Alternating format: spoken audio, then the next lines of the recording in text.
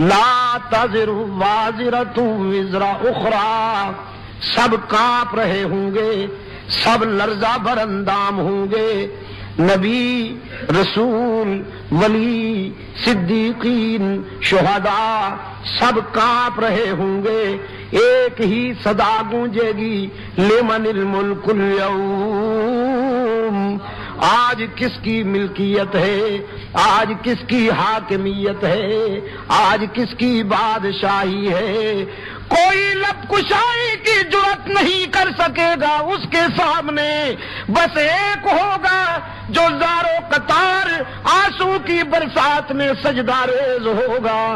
رب العالمین دیکھیں گے میرا محبوب رو رہا ہے، فرمائیں گے محبوبم ارفع راسک، اب تیرے آنسو دیکھے نہیں جاتے، اب تیری عاجزی دیکھی نہیں جاتی، اب تیری تواضع دیکھی نہیں جاتی، اب تیری بے قراری دیکھی نہیں جاتی۔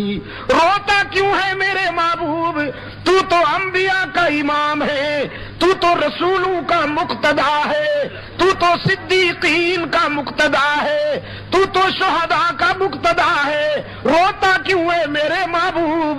رحمت للعالمین فرمائیں گے میرے معبود روتا اس لیے ہوں کہ میرے نام لینے والے جہنم میں جا رہے ہیں،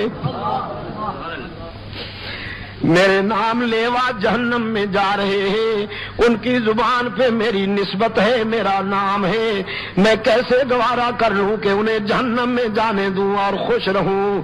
رب العالمین فرمائیں گے ارفع راسک، میرے محبوب سر اٹھاؤ، سل تو ہوتا پھر مانگو نا، تجھ سے بہتر مانگنے والا کوئی نہیں، مجھ سے بہتر دینے والا کوئی نہیں، تو مانگتا جا میں دیتا جاؤں گا، تجھ سے بہتر سوالی کوئی نہیں، مجھ سے بہتر دینے والا کوئی نہیں۔ پشاور والو آنسو بھی منظور، سجدہ بھی منظور، عاجزی بھی منظور، تواضع بھی منظور، لیکن فرمایا سل، آپ مانگیے داتا میں خود رہوں گا۔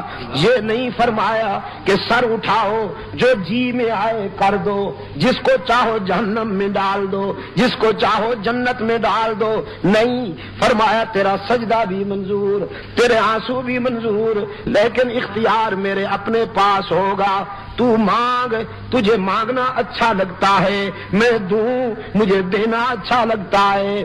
مانگنا تیرا منصب، دینا میرا منصب، اختیار میرے اپنے پاس ہوگا، جسے چاہوں گا بخش دوں گا، اور جسے میں نہ بخشوں پیغمبر بھی معافی مانگے تو معاف نہیں کرتا۔